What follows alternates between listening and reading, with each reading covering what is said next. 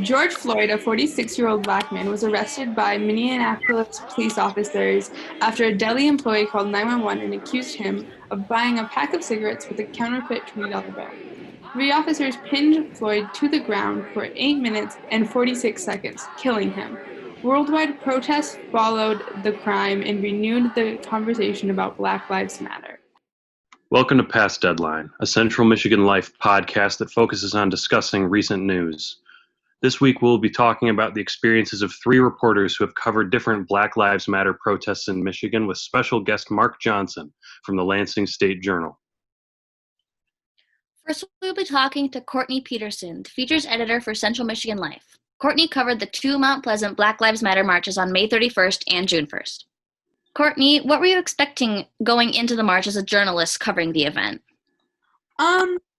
I wasn't really sure what to expect, in all honesty. When we got there, there weren't a lot of people there, and I thought it was really weird because the first one we went to was on the corner of like everyone met like right in front of Red Lobster on like Mission Street, and I was like, okay, like this is an interesting spot to like sort of like protest, you know.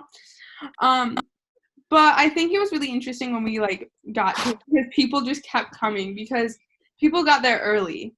A lot of people got there at like, I want to say, like, I heard that people started getting there at 2:30 or before, but I didn't get there until like 3:30, and there still weren't a lot of people, but then people just started flooding in. But I think it was really interesting because no one knew where we were marching. People are just marching. We would like ask people, hey, do you know where we're marching? And they go, no. And we were just going. Like, it was wild because no one really cared. But I just think I wasn't really expecting anything. But I definitely I definitely thought that they would be peaceful the whole time just because it is Mount Pleasant. So I guess it's good that they were. Can you describe the crowd of protesters when you first arrived? So the first one, when we first arrived, it was everyone there, like, obviously, they were angry and they just had their signs. And then some guy just started talking with a bullhorn, and then we later found out that he was the speaker for the event, like a guest speaker. And that was really interesting. There was this guy, and he was actually there, and he had like an AR-20 or something, like this big ass gun, and he's just sitting there with his gun, and he has on like this black vest with the American flag on it. And like a lot of people were thinking that he was like no one knew why he was there at first, but then he later ended up telling everyone that he was there to like protect like the Black lives, essentially. Like and then he created the Love Militia, is what he called it, and he's like, yeah, I'm part of the Love Militia, join the Love Militia. And then he told the guest speaker that he would like follow him around the rest of the state, like, and like protect him, which was really cool, I think. And then everyone was just like really like there for one another, which was really cool. And then when we got to then the second protest, which is the one that was on CMU's campus, that one was really cool because it was a lot more people. I would say like it was like probably at least 3 times the size of the first one. But so everyone was there. It was interesting because everyone had masks, and then like Ari Harris and a couple other people from our university were trying to hand out masks for other people. But like that one was the second one was like way more like chill at first because like no one really started chanting until like it was like started. But before the other one, people were just chanting and going. So it was interesting. So Courtney, at your march, people demonstrated Floyd's death. They laid down and held their hands behind their back, and they shouted, "I can't breathe," for 9 minutes, right? Mm-hmm. How was that whole scene of people just laying down on the pavement? How powerful was that? It was really powerful, and I didn't do it because I was like taking photos and obviously reporting on it, but it was really powerful. And a lot of the people I talked to, like I talked to a professor the other day, and she said that she was a part of it, and when she did it, it was really like she did it, and then she was like, but I got to get up and I got to walk away from that. And she like said that like for her it really helped her like understand. Well, I guess she already understood, but she just said it was really powerful knowing that she was able to get up. And like, I don't know, I think it was a really good way to show people not only like that's what he had to go through, but also to like kind of explain more like white privilege to people, because I think that like obviously a lot of people there like we're white, like we're in Mount Pleasant, so there's a lot of us are a lot of people are white. There are people of color, and there were a lot of people of color there, but people of all races were there. And I think it was really interesting just to like see how everyone reacted to it, and it was just so powerful for so many people, and like so powerful to watch. Like some of the reactions people had when they got up, like people were crying, like it was just so powerful to see. So you saw Davies there, right? Yeah. What was it like seeing the president of the university at the Black Lives Matter protest, Mount Pleasant? Were you proud to be a Chip at that moment? Well, I would say yeah. I think it was really interesting because, like, it wasn't just Davies who was there. You know, like there were like 18 Miller was there. 18 Miller was actually at both of them. There were like a bunch of other people. Like the mayor from Mount Pleasant was there. Like it was really cool to see all of these people coming together. Because, like, I don't know. At first, I really expected it to just be a lot of teenagers or, like, college students, but it wasn't. Like, a lot of community members, a lot of administrators, like, a lot of people all came out to support, which was really cool and, like, really, like, especially, like, talking to Davies. Like, he was like, yeah, I'm here to support our students. And they organized this, like, I'm here to support them, which was really cool. So obviously you wrote this in your article, but can you share a story that maybe somebody told you that stuck with you the most, like a story relating to Black Lives Matter?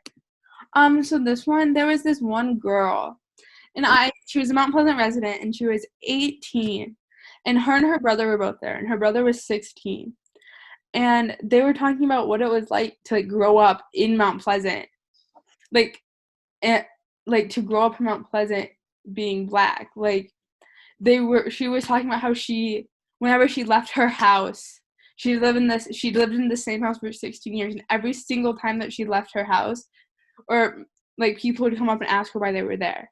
Like people would still just come up and be like, why are you here? Like, are you lost? Like, but she lived there, and she was talking about how her dad's a surgeon, and it was just really powerful.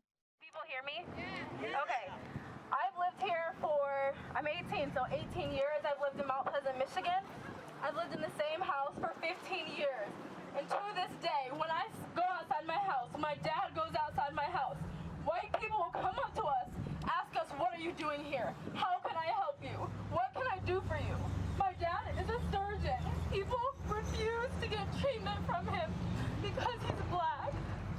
You guys, I'm tired of it. She is tired! Thank you guys all for coming. It means the world to me. It really does.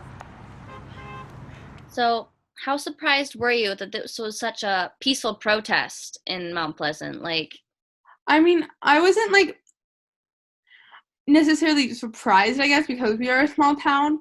I think I was more surprised just by the like amount of people, because we're like a rural small town that is a lot of the time thought of as conservative. So I thought it was really cool that so many people were brought together by this protest. And it was really cool because the cops all came out and they helped guide us down the street. Like we had, like the cops were there blocking off roads and just helping make sure it was like safe. And then Paul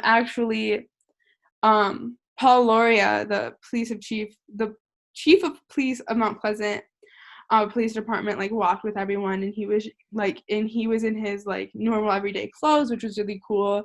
And like everyone like was really respectful to the police too, which was like good to see. Because and like this one of the speakers actually like was like, not all police are bad, and like she made sure that she made the point that like some police are good, and that it's the job of the police officers to call out the bad police officers, which was cool. And that was during the first one. So Here. Today is just the first day. Just the first. This day matters, but it's not the most important day. Let me tell you what the most important day is. The most important day is when you guys go to work, when you go to school, when you tuck your babies in at night, and you tell them a story. Tell them a story, and tell them the truth. Tell them how people in this country are affected. Tell them how people don't have their rights. Tell them the statistics of black people not getting loans, not getting paid in Tell your children. Tell them that all of our lives matter. When you tuck your kids in, tell them that everybody is worthy of love and respect and kindness. Police officers that are out here wrongfully protecting us. We call upon you to call out your bad ones because a lot of you are great. I didn't talk to you. But it is your job to call out the bad ones. It is our job to vote for policy that does not allow discrimination. That's our job as a people. We cannot do it by ourselves. We're here with Mark Johnson, a Central Michigan University alumnus and former CM lifer. Mark works for the Lansing State Journal as an education reporter. On May 31st, Mark covered the Black Lives Matter protest in Lansing. To start, Mark, you were at the Lansing Black Lives Matter protest. So can you just kind of explain the atmosphere of the protest to us? Yeah, when it had been going on all day. I didn't cover it the whole time. It started, they met at the Capitol in Lansing, and then they marched to East Lansing, and then back to Lansing, which is a pretty good walk. And when they got, it had been mostly peaceful all day from what I had been seeing. When I got there, it was kind of split up into two groups. There was a significant amount of people on the Capitol steps protesting. There's no issues there. There was other groups that were going around. There was like a guy on a motorcycle and people speeding around downtown. And it stayed mostly calm and peaceful the whole time. And people, just the atmosphere was people were just frustrated, seeing, another example of a black person being killed by a police officer. And so they were there to let their voices be heard and to vent their frustrations. And so it started like a typical protest. But kind of as the night got on, the police were out, and really I was standing to the side of some police officers. They were all lined up, kind of looked like they were getting ready to sweep the streets, and then they shot what appeared to be tear gas, and that kind of got things going, and things got a little chaotic from there. That was about 8 o'clock at night. What time would you say you got there? I got there about 7:30. I wasn't scheduled to work. We had some other reporters who had been working all day, walking back and forth from East Lansing back to Lansing. So they had tons of miles in. And I was just coming back I was called in to relieve them and just kind of keep an eye on things. We weren't expecting anything to get too crazy. I showed up just to make sure things didn't get out of hand and covered for the rest of the night. What were the events leading up to getting tear gassed? And what was it like getting tear gassed? Well, there was a group sitting in front of the police on the ground, and some were yelling at them and saying, is this what justice looks like, and things, or policing or something. They were kind of questioning what they were doing. And, you kind of noticed something was going to happen as the police officers started lining up, blocking a street one way, and you could tell that they were getting ready to start sweeping the streets. And so you could feel the tension kind of rising a little bit. And then finally, an officer or two stepped forward and started shooting the canisters out. And then from there, it was just a rush to get away and, try not to get the tear gas in. Unfortunately, I got a little bit, and it stung pretty good. I mean, once the police officers were in front of me, I couldn't see, I could hardly breathe. And so I kind of ran over to the Capitol lawn where more of the peaceful protesters were, where the police weren't. Well, most of them were all peaceful, but where some protesters were standing where the police weren't there. I saw a guy with some water and asked him for some, and he gave me some, and that helped with my breathing and stuff. Another guy came and poured some, I think he said it was water mixed with baking soda or some kind of a mixture into my eyes, and that helped with the burning. And, after maybe 5, 6, 7 minutes, I was able to get my sight back without any pain and get back to covering again. But it was a little scary. I had been, following Twitter and, all the other protests going on and seeing these other reporters and protesters getting tear gas, shot with rubber bullets, and everything else. So it was a little scary at first because I didn't know what was going to happen, but it didn't end up being, for outside of a few minutes, it wasn't too bad.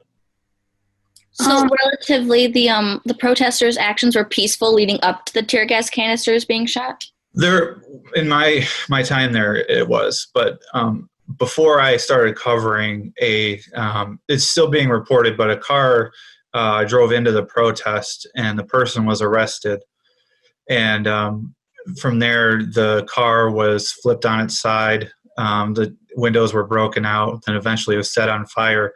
So when I got there, it was just this heap of, there was just the frame, it was all burnt up and ashes it was covered in ashes, and, you could hardly tell it was a car. But it got a little crazy there. Actually, I think the police chief called, the burning of the car and flipping of the car kind of the turning point in the protest. And from what I was seeing, that kind of was from there, things started to get a little more intense. Were there a lot of police officers there? Yeah, there were, just, it looked like Lansing Police Department, the Sheriff's Department from Ingham County, I think a couple different Sheriff's Departments. There was some kind of a tactical unit. They were wearing just military green suits and had some kind of rifles they were holding. Most of the other officers had batons, and they might have had handguns on in their belt.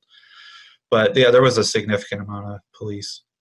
How did the Black Lives Matter protests compare to the quarantine protesters that had guns in the Capitol? Well, I think, both of them had a good amount of people, but the Black Lives Matter protests definitely ended up more violent than, more violent than the stay-at-home order protest. There wasn't, I think there may have been a handful of arrests at the stay-at-home protest. And for the most part, there was, from what I saw, I wasn't covering it, but from what I saw, there was a good amount of peace between the police and the protesters. There were, you've seen the pictures and the videos that have gone around the internet of protesters that were screaming and yelling in the faces of the police inside the Capitol, and some even went inside, I believe it was the Senate chambers, with their rifles. But again, I wasn't there, so I couldn't feel the tension. I just saw it on video, but it feels like there was a lot more. You could really feel the tension at the Black Lives Matter protest, and I think the arrest numbers and the police presence kind of speaks for itself. So what was it like being reporting on the Black Lives Matter protests? Mm-hmm. It's something I never thought I would be, maybe not this soon, not in Michigan, that I would be covering. I think it was Thursday or Friday night is when I really started following. I was staying up until 1:00 in the morning, just following Twitter and seeing these protests going on in Minnesota and Chicago and New York and all these places, Detroit, and seeing some innocent protesters getting beaten and shot, with rubber bullets and tear gassed, and as well as reporters. So I think I was working on Saturday, and I was called down to just check the Capitol to make sure there weren't any protests going on. And quite honestly, I was scared. I was getting, I had about a 15-minute drive, so I was trying to psych myself up and, be ready to get out and, talk to as many people as I can, but, keep myself safe. But there wasn't any protests going on that night. But I had just been sitting down for a steak with my brother when I got called to go down to the protest on Sunday. And it was scary, but, once I got there and really got going, at that point I just felt, it's my job to record what's going on, to, look for any instances where there's violence, where people are getting hurt, and as well to look at get the message of why people are there. So after seeing so many other reporters telling these stories and seeing thousands, millions of people around the country coming out to these protests to voice their concerns, voice their frustrations with police brutality, I really saw it as my job to get out there and talk to these people. So, I was able to flip the switch and really just focus on telling their stories and following what's going on. We've read and seen articles where people are saying journalists have put themselves in that position to be targeted by police. Can you explain to us the role that journalists play in covering protests? Yeah, we tell everyone who's not there, and we show what's going on. I mean, there's so many if there weren't journalists covering, these protests, I don't think people would still be. I mean, it'd be a big difference. I don't think people would notice how big this situation has become. People wouldn't be seeing these videos and photos of, people getting beaten, of people getting tear gassed. And, our role is to make sure that, we record that and, put this on the record so people can go back and see what's happening in these cities. And, as a journalist, that looking at, Minnesota and New York and all these places, you're really getting to see what's going on there. And if it wasn't for them, there wouldn't be as clear of a picture. You wouldn't understand what's going on. Have you covered any other protests or anything with a similar atmosphere or message or to the protest? Yeah, it wasn't really a similar message, but my first job, or it was my last job, I was working for the Traverse City Record Eagle, and I covered what turned into be a pretty big protest in Kalkaska, Michigan. It involved the village president there. He had said some questionable things, and a lot of people took it, the coverage and the people who were against him, people saw it as, an attack on President Trump and a lot of these things. So it turned into a pretty significant protest. There are a lot of guys walking around, open carrying large rifles and, guns on their hips. And at times it got pretty heated. There was, people, it was a more one-on-one, arguments, screaming at each other. But for the most part, it was quiet. There was police there, not nearly what we saw in Lansing. But there were police there, and it stayed peaceful.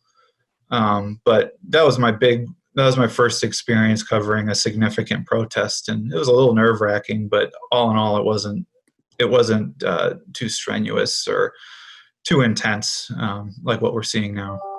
Not nearly what we're seeing now. You keep mentioning the tension at the protest. Can you just kind of describe that a little bit more? Yeah, well. It was really odd watching it all unfold. It was almost like a game of cat and mouse. Really, the protesters, they started by the whole, when everything kind of went a little crazy. The protesters, most of them, there was a group of them anyway, sitting on a street in front of the police, and as they're before they had been sitting, they started advancing a little bit, and you could kind of start to feel that something's going on. That, something's going to happen, that either they're going to start arresting people or, who knows what's going to happen. After seeing everything that's on TV that had been happening in other protests, I think they're starting to get a little concerned, okay, what's going to happen next? And so they did that first round, and then it would quiet down a little bit more, but then they'd start to group up together again, and you could tell they were trying to clear streets off one at a time. And, every time they started getting ready, you could feel the tension getting ready. People were getting ready to run. People were, maybe looking around to where they could go to. For myself, I was, I had a hand towel out and got it ready to put it over my mouth and to get out of the way, but try to keep close enough to watch what's happening. So you could feel the tension for sure. So what's your response to being, or to seeing reporters across the country being beat up, shot, and even arrested just for covering protests? You said you were a little bit nervous to go to the protest. How fearful are you for your safety of just being the reporter in that situation? I was really, I went there knowing that, number one, I'm going to watch out and watch for the protesters and make sure everything's covered right. But, number two, keep my head on a swivel and, make sure I'm staying out of the police's way as much as I can. And, watching out for, if there are, looters or people who come in and and start violence, that, I'm not in the way of that, but at the same time able to cover it. So I seeing the stuff on TV, I was definitely scared. I mean, I'm seeing cameras ripped out of people's hands, and reporters getting arrested, shot with tear gas and rubber bullets. And it really surprised me. I couldn't believe what I was seeing. I mean, journalists have been around for so long, and, our job was to, hold power accountable, and to see that they're getting beat up by police and by some of the protesters. So it was scary to see. And I had never been in a situation like this. So going in, I was definitely scared. But, as it got going, you just kind of forget about that, and you remember what your job is. And, if you get hurt, so be it. But as long as you're broadcasting, if I'm posting videos and pictures as much as I can, and getting information for a story I'll write later, it's my job. And eventually I'll put out there what happened that night, and hopefully, other people see what's going on and can keep a watch out for themselves, and maybe this will lead to change too. So you've mentioned kind of like the importance it is for journalists to like attend these events and to report on what's happening. Why do you think we owe that to society and like the citizens? Well, journalist's job and other is to, to record all this stuff. And when these things, whenever we think back to like the civil rights movement in the 60s, and, a lot of important pieces of American history, journalists played a really important part of it. We publish this stuff to make sure that people don't forget, and they can go back and they can see what happened. And, maybe when leaders are, maybe once this all maybe starts clearing, leaders can look back on what happened and access some of our reporting and see, what went wrong, what the misactions by the police, and, the reasons behind this movement. And us talking to these people, they can see what, the people they might not speak to, what they might see. They might be able to read about the pain that these people are experiencing that, maybe otherwise wouldn't be shared.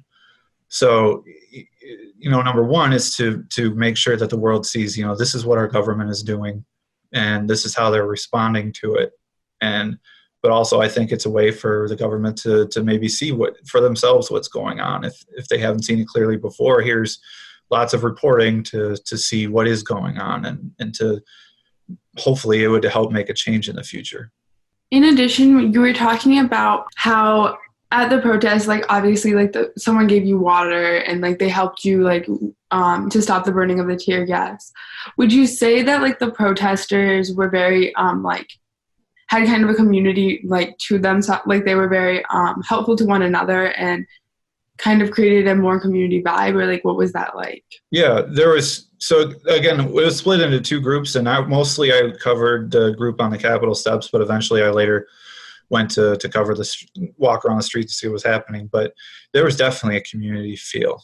People were there supporting each other. Unfortunately, I didn't get to see a lot of people. I got there and they were doing some speeches, but everyone's had each other's backs. People were bringing cases of water. People there were gallons of milk sitting around. When another volley of gas would come through, you'd see people going from person to person with bottles of milk, pouring it in their eyes to help with the stinging. There was even one point I was walking around and I think it was a woman and her kid came by, and they were handing out granola bars to protesters from a grocery bag. So, seeing that happen, and people were making sure everyone was okay, and thanking each other for being out. And there's definitely a community feel to it. In addition to so this is obviously during the coronavirus pandemic. So like, were a lot of the protesters wearing masks? Were they like trying to social distance? Because like obviously you can't social distance that much during a protest, but what was that?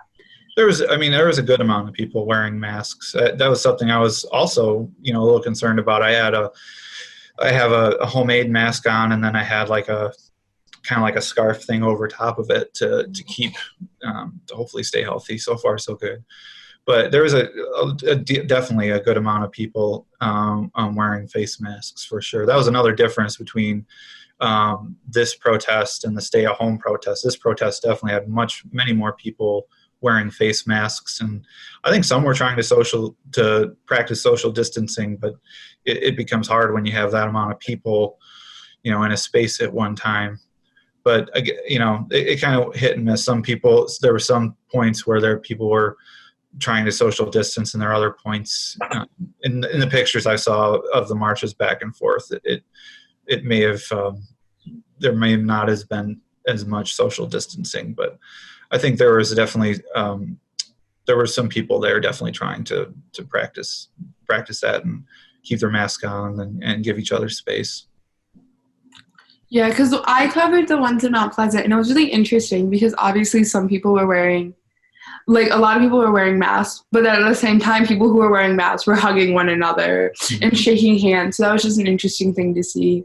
Yeah. But do you think covering protests in the time of the pandemic and everything that's going on is going to be obviously there won't be protests like this after it's all over. So do you think that's an interesting aspect to add to it all? Yeah, very much so. That's another thing, everyone has to take on. And I think that may have led to some more, maybe why we're seeing so many people. A lot of people are out of jobs right now because of the pandemic. And, maybe they're frustrated from being at home. I know I was glad to be out of the house and among people again.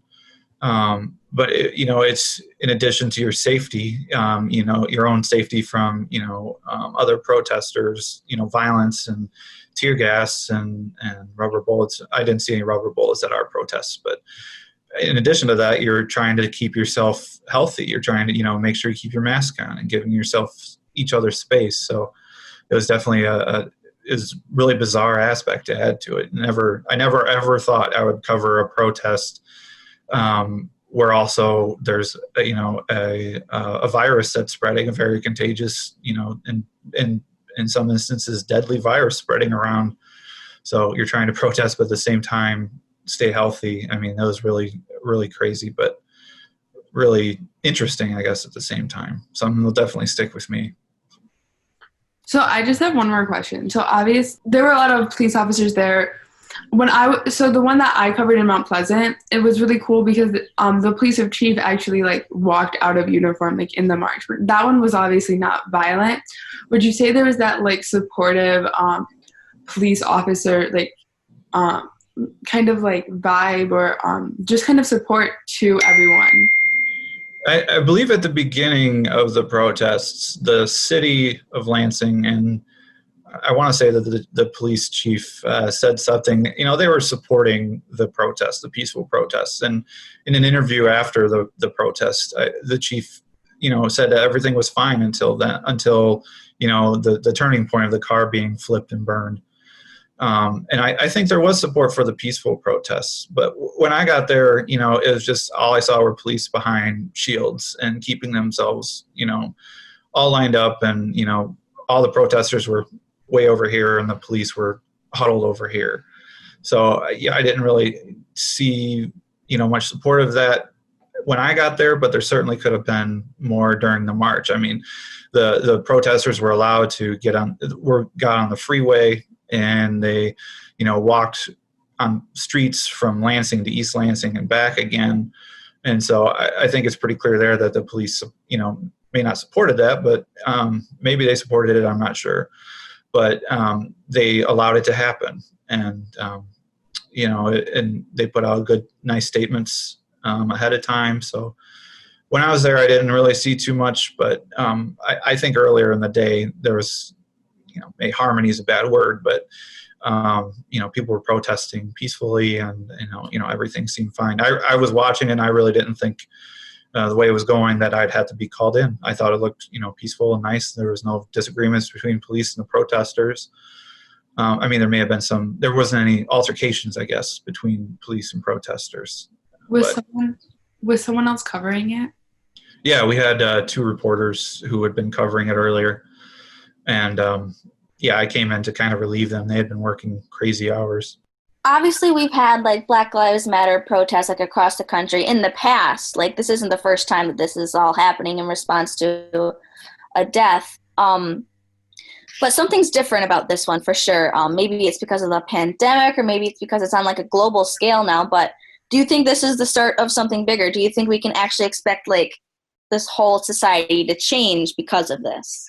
I would think it would have to be. This is the moment where things are going to change, because we're in our 7th or 8th day of protests around the world. I mean, when you look at photos and you see people in the UK, people around the country and around the world, out on their streets protesting, this really seems like the turning point where something's finally going to be done.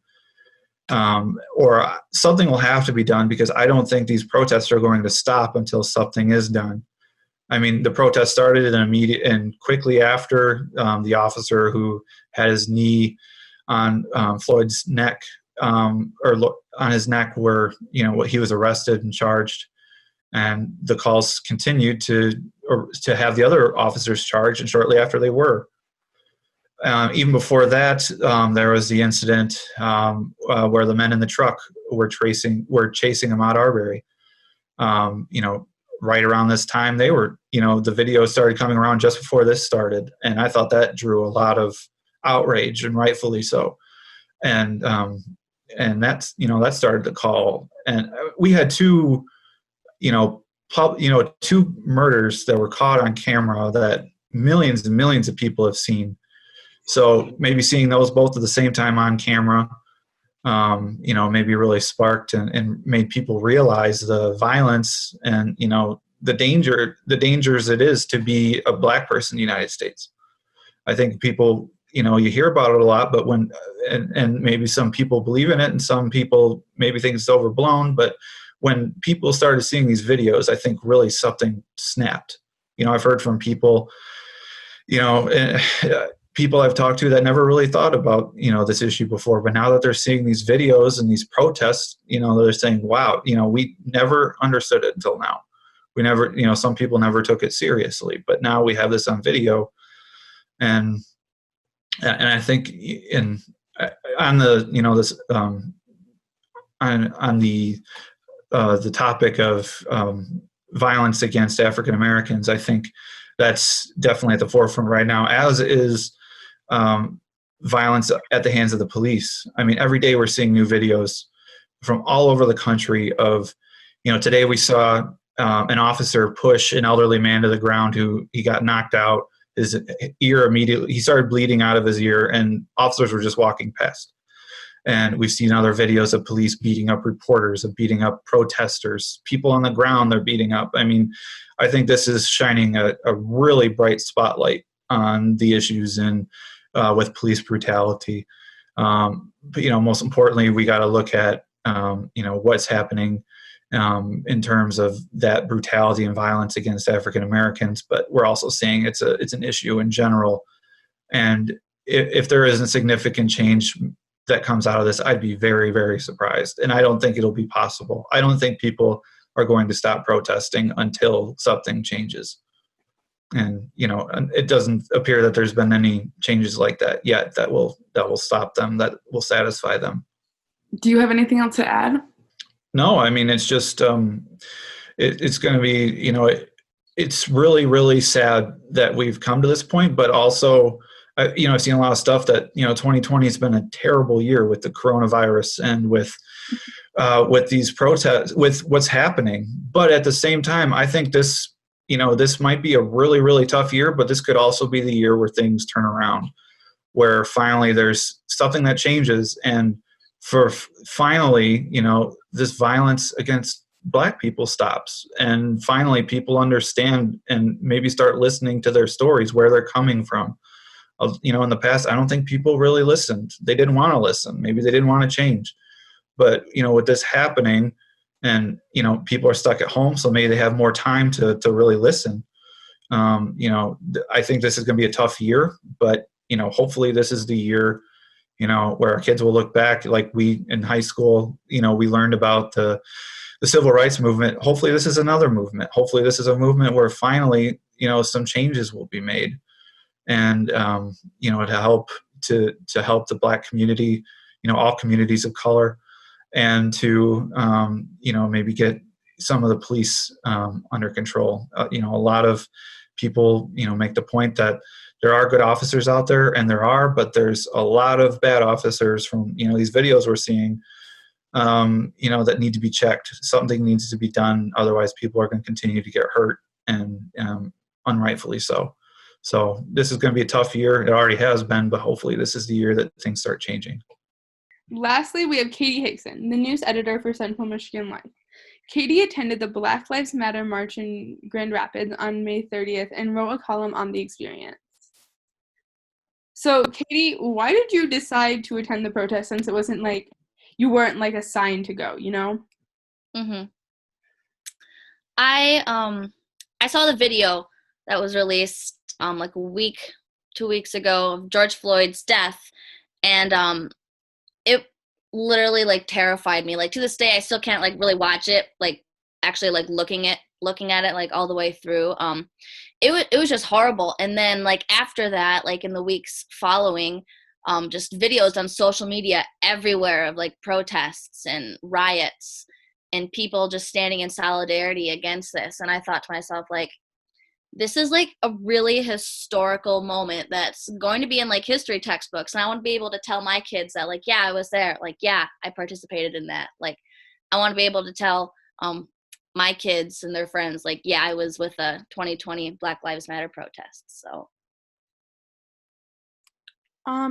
When you were at the event, what was the atmosphere like? It was loud. When I first got there, there was at Rosa Park Circle, it's a big like the ice rink, and the speaker, the organizer of the event, Asia, was up on the platform, and she was giving a speech about why she decided to organize the event, instructions for the event, and there's a bunch of other guest speakers just like exciting the crowd. But then I got closer and I started like taking pictures with my camera, and there was people in the crowd going around with like giant megaphones, like protesting the protesters, like just like shouting like controversial things at the protesters there. So that was very interesting and like disturbing to the whole protest. And then when the protest actually started, it was quiet. Like it was a silent march. Like people would start chants randomly, and it was like really organized, but like for the most part it was like a quiet march throughout the city, and it was really like powerful to see like thousands of people like just walking down the streets in silence, just like honoring Floyd's death and making a stand.